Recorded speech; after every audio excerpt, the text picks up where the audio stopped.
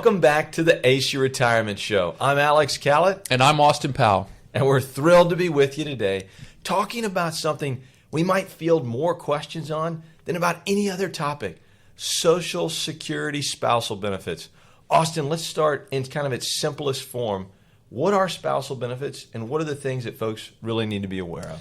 It's a common question, but also a very important question. No doubt. One thing to keep in mind is spousal benefits are generally only going to be available for folks that are married.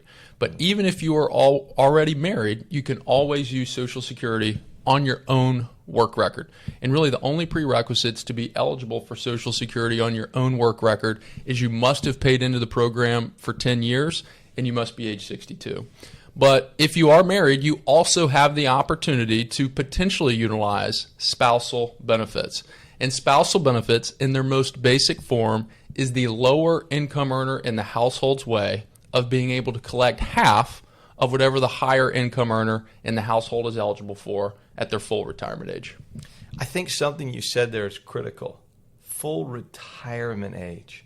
I think oftentimes folks think that, hey, I'm eligible for half of my spouse's benefit.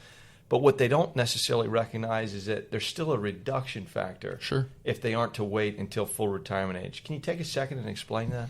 Yeah, and just to kind of segue on one of the points you made, one of the biggest misconceptions is that if the higher income earner waits all the way until age 70, thus maxing out their payment, the misconception is that the spousal benefit will then all of the sudden be half of the age 70 amount, right, which unfortunately isn't the case. We wish that was the case, but it's not, because spousal benefits are always calculated off of half of the full retirement age amount of the higher income earner, and that's something that's important to keep in mind. Another misconception is that the lower income earner is always going to be eligible for half of the full retirement age amount of the higher income earner, regardless of when they file, whether that is 62, whether that is 65, whether that is 67. But the only way that you get that full half as the lower income earner is if, in fact, you do wait until full retirement age. If you file at any point before that, that spousal benefit will be reduced. Absolutely. Just like that same reduction factor would apply for benefits off of your own work history.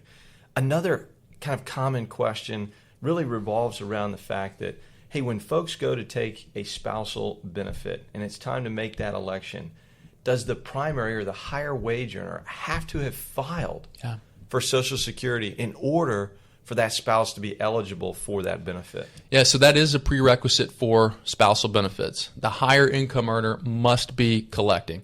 Now, that doesn't mean that the lower income earner couldn't potentially file on their own work record and start getting some payments coming in, perhaps even as early as age 62.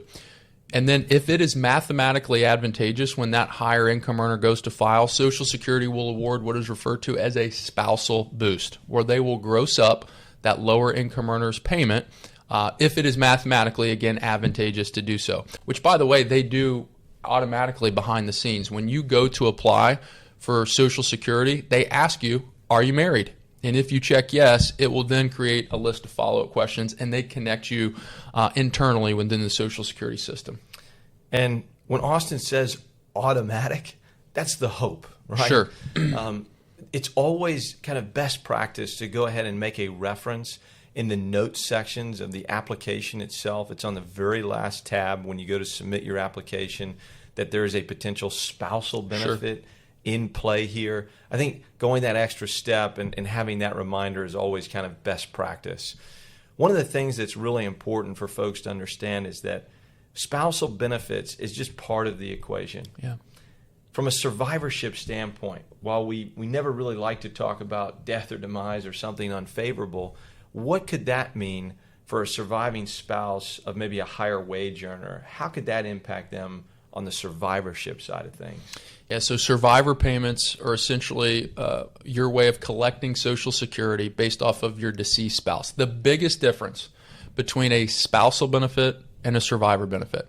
A spousal benefit is equivalent to half of whatever the full retirement age amount is of the higher income earner. Survivor benefits are equivalent to 100% of whatever the deceased was receiving at the time of their passing. So coordinating survivorship benefits, spousal benefits, critical element to a successful Social Security strategy.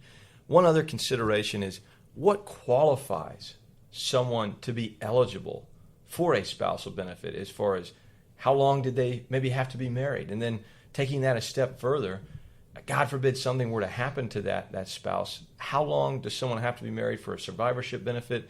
And then the last component of that, a divorced spouse benefit. Yeah. I hit you with a lot of criteria there, but all three elements are critically important. Yeah, we'll try to take one of them at a time. So the survivor payment, the prerequisite is 9 months of marriage. So it must be married for 9 months in order to be eligible for that payment. For regular spousal benefits, it's 12 months. They want to make sure that marriage is on solid footing before they allow you to start taking advantage of spousal. And then for the divorce spousal benefit, it works very similar to just a regular spousal. It is equivalent to half of whatever your higher earning ex-spouse is eligible for, or if you were the higher earner in the previous marriage, your ex could potentially be eligible for half of your full retirement age. Now, the good news is that if somebody is collecting off of your work history, an ex per se, that does not mean your payment will be lower. Social Security will continue to pay out your payment, and in addition to that, they will pay out divorce spousal benefits. And I think the last component there is just recognize you do have to be married for 10 years as a divorced spouse in order to be eligible for those spousal benefits. So Austin said it earlier, nuances. And that's really the name of the game when it comes to spousal benefits. But Austin, that's also why we're here. So how could we potentially help if someone's maybe eligible for a spousal benefit or has questions pertaining to those specific types of benefits? Yeah, this is something that we help folks with on a daily basis. And so we're happy to be a resource. In fact, in this YouTube video, you'll see a link that's popping up. All you have to do is just click on that. That will take you to a calendar where you can choose a day and time of your convenience to have a 10 to 15 minute discussion with us, just to make sure that you're taking advantage of all available resources. I think I can speak for all of us when it comes to our money. The last thing that we want to do is leave an opportunity on the table. Especially when you've contributed to Social Security for decades and decades. You want to get as much back as subsequently possible. So thank you so much for tuning in again today and spending some time with us. We really do appreciate it. Ultimately, we look forward to seeing you next time on the Ace Your Retirement Show.